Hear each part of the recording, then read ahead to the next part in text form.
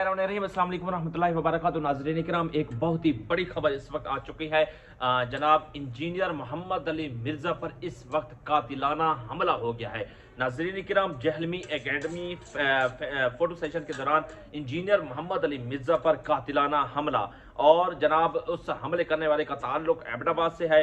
और कहा जा रहा है कि जनाब हम इस हालिया कातिलाना हमले की शदीद और दो टोक अल्फाज में मजम्मत करते हैं। सियासी और मजहबी इख्तलाफ हर फर्द का हक है, मगर किसी भी किस्म का तशद्दुद या कातिलाना इक़दाम हरगिज़ काबिल कबूल नहीं है। हम तमाम आवाम से अपील करते हैं कि तलाफ़ को बर्दाश्त और महज़ब मकालमे के जरिए हल करें। नाज़रीन, ये खबर पढ़कर मैं सुनाई है क्योंकि आज जनाब एतवार था, और एतवार में जनाब इसके अकेडमी सेशन था।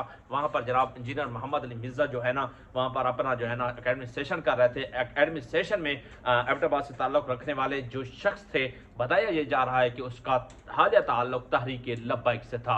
क्योंकि आप सबको बताते चले कि जनाब तहरीक लब्बैक वाले जो है ना किस वजह से इस पर हमला कर रहे हैं, आप सबको पता तो है। इन्होंने पिछले गुस्ताखी जो की थी, इसकी वजह से जनाब इसको अब किया गया था, जेल में भी बंद किया गया था, लेकिन उसको फिर बगैर किसी कैद क़यूद के इसको रिहा किया गया था।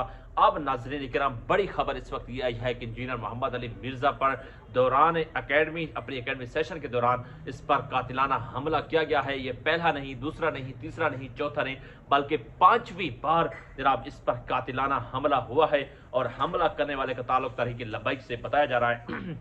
नाज़रीन इकराम, अब इंजीनियर मोहम्मद अली मिर्ज़ा की बड़ी जनाब जो है ना बात यह है कि अब एकेडमी सेशन छोड़ने के लिए जा रहे हैं, क्योंकि अब इसकी जान को बड़ा ही खतरा पड़ गया है। पांचवी मरतबा जनाब अगर ये बच जाते हैं तो फिर जनाब जो है ना ये अगले हमले में फिर इस पर कोई भी हो सकता है। तो इस वजह से इंजीनियर मोहम्मद अली मिर्ज़ा ने अब कहा है कि एकेडमी सेशन में ख़त्म करने के लिए जा रहा हूँ। सिर्फ और सिर्फ मैं एक जगह पर बैठकर अलहदा से वीडियोस बनाऊंगा और मैं फिर अपलोड कर दूंगा। मेरे जितने भी स्टूडेंट और फॉलोअर हैं, मेरे सिर्फ वीडियोस आप देख लेना, क्योंकि अब मैं एकेडमी सेशन करते जाता हूँ, तरह तरह के लोग आते हैं, तो उसमें मेरे चाहने और ना चाहने वाले इकट्ठे होते हैं, तो जिसकी बिना पर मेरी ज़िंदगी को खतरा हो चुका है। अब देखें दोस्तों, क्योंकि अब इस पर जो है ना डॉक्टर अशरफ जलाली साहब ने फतवा दिया था कि शख्स गुस्ताख है, और गुस्ताख जनाब वासिल जहन्नम है।